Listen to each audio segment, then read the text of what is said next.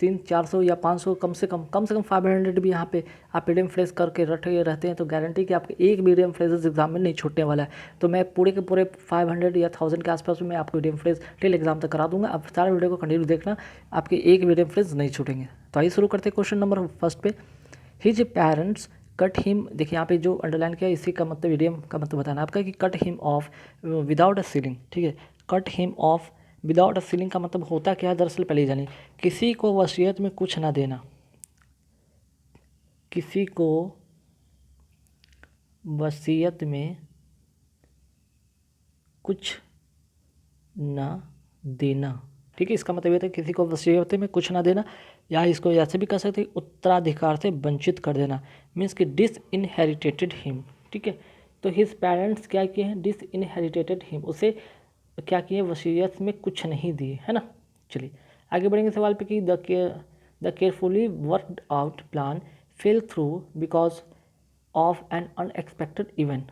The carefully work out plan fail through यहाँ पे है कि यहाँ पे एक फ्रेज़ है, वो तो इडियम था, ये एक फ्रेज़ है। इस फ्रेज़ का मतलब आपको बताना है कि होता क्या। ठीक है, इस फ्रेज़ का मतलब आपको बताना है कि होता क्या। तो फ्रेज़ का मतलब फॉल थ्रू का मतलब होता है असफल हो जाना, है ना।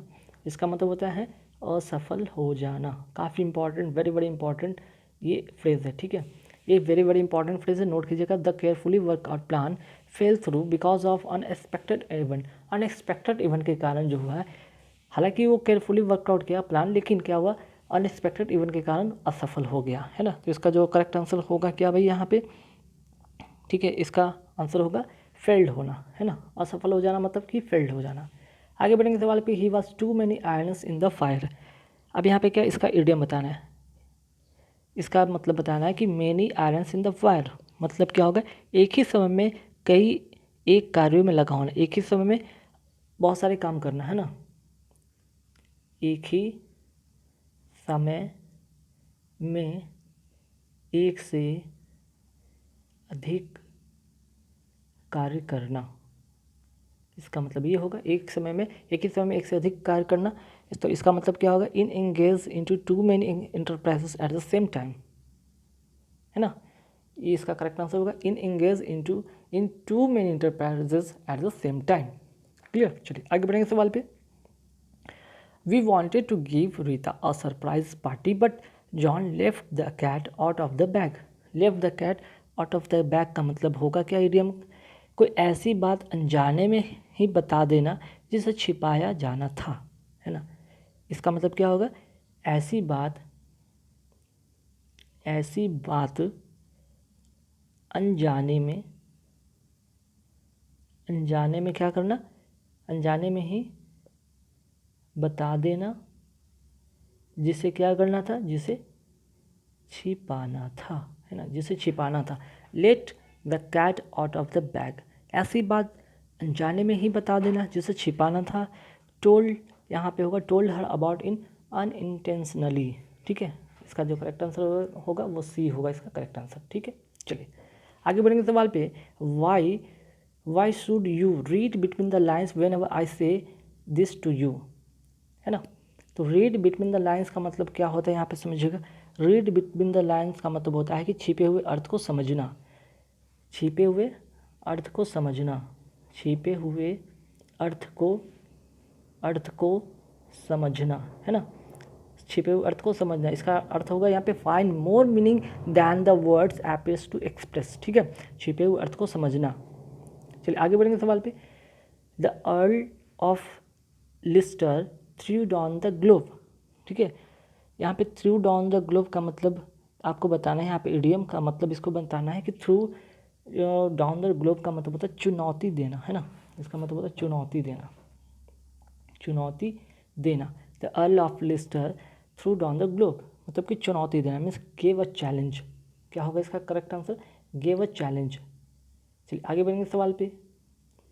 Ravi fought to their bitter end. Fought to their bitter end का मतलब यहाँ पे आपको बताना है, एक इडियम है fought to the bitter end. इसका मतलब होता है कि परिणाम की चिंता किए बिना मुकाबले में बने रहना, है ना। इसका मतलब लिखिए, इसका मतलब होगा परिणाम की चिंता किए बिना, ठीक है, परिणाम की चिंता किए बिना क्या तो मुकाबले में बना रहना, मुकाबले में बने रहना, ठीक है। इसका मतलब होगा fought to the bitter end, मतलब होगा परिणाम की चिंता किए बिना मुकाबले में बने रहना, ठीक है। तो इसका जो आंसर होगा वो क्या होगा यहाँ पे बताइए आप लोग। इसका होगा carried out, carried on a contest regardless of the consequence, ठीक है। चलिए आगे बढ़ेंगे सवाल पे कि I joined college late and found it difficult to catch up with other students, है ना। तो यहाँ पे फ्रेज़ एक तरह से to catch up with, to catch up with एक तरह का ये क्या है, ये फ्रेज़ है। इस फ्रेज़ का मतलब आपको बताना है, ठीक है। इस फ्रेज़ का टू कैच अप विद का मतलब होता क्या है, ठीक, मीन्स कि बराबरी के स्तर पर पहुंचना। इसका मतलब होता है बराबरी के स्तर पर पहुंचना। तो इसका जो करेक्ट आंसर क्या होगा बताइएगा, to come to their level, to come to their level, अर्थात इसका करेक्ट आंसर हो जाएगा बी, है ना। चलिए आगे बढ़ेंगे सवाल पे कि they have made many chances in the policy but how many of these changes are going to affect the man in the street. The man in the street का मतलब इडियम बताना है। The man in the street का मतलब होता है आम आदमी, आम आदमी मीन्स कि क्या हो जाएगा, द ऑर्डिनरी मैन, ठीक है, द ऑर्डिनरी मैन। चलिए आगे बढ़ेंगे सवाल पे। सवाल नंबर कि the student wanted a holiday but the principal put his foot down and said no. Put his foot down का मतलब होता क्या है भाई, अधिकार पूर्वक अपनी बात कहना, है ना, अधिकार पूर्वक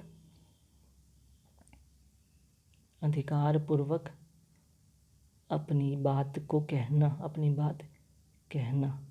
इसका जो आंसर क्या हो जाएगा, asserted his authority, asserted his authority, ठीक है। चलिए आगे बढ़ेंगे सवाल पे। नेक्स्ट क्वेश्चन क्या पे, at one's wits end, at one's wits ends का मतलब होता है परेशान हो जाना या समझ में ना आना कि क्या करे, है ना।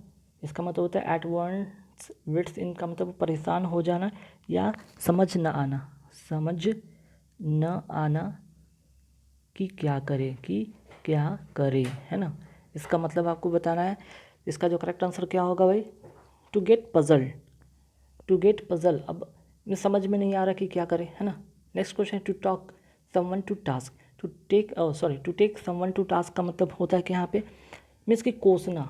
इसका मतलब होता है कोसना, या इसको कह सकते हैं एक और सेंस में है कि कोसना या सजा देना या डांटना, ठीक है। कोसना या डांटना भी कह सकते हैं, डांटना। इसका मतलब होता है क्या, to scold someone, to scold someone, ठीक है। आगे बढ़ेंगे सवाल पे, to face the music, to face the music का मतलब होता है कि हमें आलोचना का सामना करना। इसका मतलब होता है आलोचना का सामना करना, है ना। इसका मतलब होता है आलोचना का सामना करना, सामना करना। तो इसका जो करेक्ट आंसर होगा क्या होगा, to bear the consequence, to bear the consequence, अर्थात डी इसका करेक्ट आंसर हो जाएगा, ठीक है। आगे बढ़ेंगे सवाल पे, to blow one's own trumpet, to blow one's trumpet का मतलब होता है अपनी प्रशंसा स्वयं करना, अपनी प्रशंसा स्वयं करना। इसका मतलब क्या होता है, इसका मतलब होगा कि to praise one's own self, to praise one's own self, अपनी प्रशंसा स्वयं करना। अब आगे है कि to run one down, to run one down का मतलब क्या होगा, टू रन वन डाउन का मतलब होता है किसी को बुरी तरह आलोचना करना।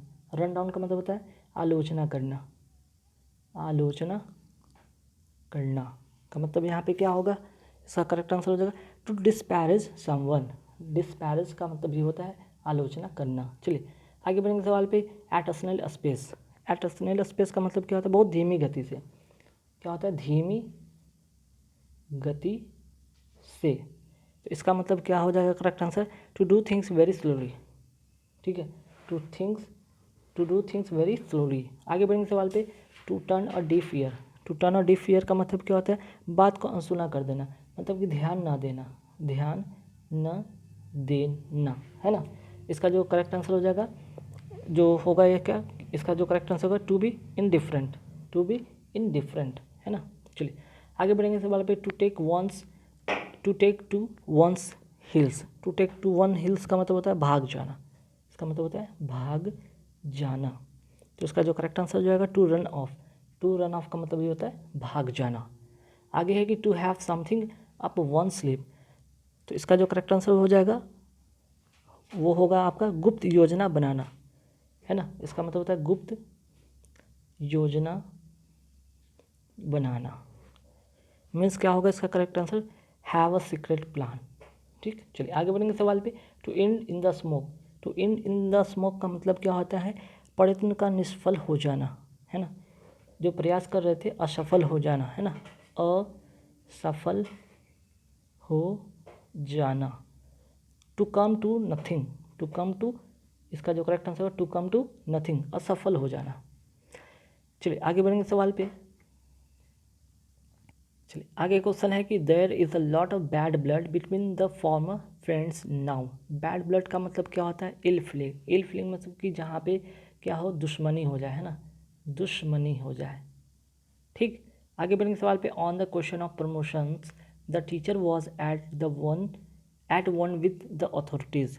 एट वन विद का मतलब होता है of the same opinion. At one with का मतलब होता है ऑफ द सेम ओपिनियन। ठीक, आगे बढ़ेंगे सवाल पे। He is sure to make his mark in politics, he has the gift of the gap. Gift of the gap का मतलब होता है टैलेंट फॉर स्पीकिंग वेल। ठीक है, गिफ्ट ऑफ द गैप का मतलब होता है talent for speaking well. Next question है the selfish giant was at his wits end on seeing the wants on the little boy's body. At his wits end का मतलब होता है confuse, completely confused। ठीक है, completely confused, है ना, समझ में नहीं आना कि क्या करें। इसके जस्ट पहले वाले क्वेश्चन में भी मैं बताया था कि at his wits end का मतलब होता है समझ में नहीं आना कि क्या करें। नेक्स्ट क्वेश्चन है कि in his speech the minister blew hot and cold in the same breath. ठीक है, इसका मतलब क्या होता है, said something and contradicted in immediately, है ना। इसका करेक्ट आंसर हो जाएगा ये। आगे बढ़ेंगे सवाल पे कि the passing of anti defection law struck a chill to the heart of every opportunity legislator. ठीक है, तो इसका जो करेक्ट आंसर क्या हो जाएगा यहाँ पे, struck a chill to heart. Struck, यहाँ से struck a chill to heart का मतलब यहाँ पे होगा एराउज्ड फियर। ठीक है, एराउज्ड फियर, है ना। चलिए आगे बढ़ेंगे सवाल पे। नेक्स्ट क्वेश्चन है क्या कि Abraham Lincoln and Martin Luther king वो ग्रेट पीपल। ठीक है, ग्रेट पीपल। उसके बाद देख लेते क्वेश्चन में क्या है। अच्छा, hewn from the same rock. Hewn from the same rock का मतलब क्या हो जाएगा इसका correct answer, of the similar kind of courage. ठीक है, of the similar kind of courage. आगे बढ़ेंगे सवाल पे। The principal made me kick my heels. Made me kick my heels outside the room for an hour. इसका मतलब क्या होगा, इसका मतलब होगा कीप मी वेटिंग। ठीक है, my principal made me kick my heels outside his room for an hour. ठीक है, आगे बढ़ेंगे सवाल पे कि Chatterjee said he could get us the loan today but he won't he we don't think he can deliver the goods. Deliver the goods का मतलब होता है keep the promise. Deliver the goods का मतलब होगा कीप द प्रॉमिस। चलिए आगे बढ़ेंगे सवाल पे। Why don't you go the whole hog and them give a report. इसका जो करेक्ट आंसर होगा वो क्या होगा, गो द होल हॉग का मतलब होता है do it thoroughly and completely. ठीक, चलिए आगे बढ़ेंगे सवाल पे। चलिए नेक्स्ट जो क्वेश्चन है, to worship the rising sun is prevalent in all the communities. इसका मतलब क्या होगा यहाँ पे, to worship the rising sun. To worship the shining जो शाइनिंग सन का मतलब होगा टू ऑनर द लकी। ठीक है, टू ऑनर द लकी।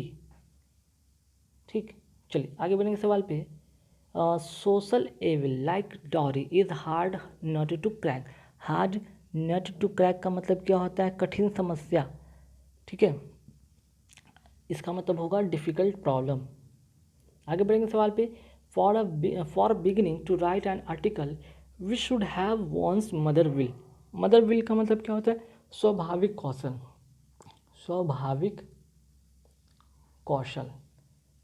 इसका जो करेक्ट आंसर क्या हो जाएगा यहाँ पे, एक आपका नेचर स्किल है। ठीक है, कैसा स्किल है, नेचर स्किल है।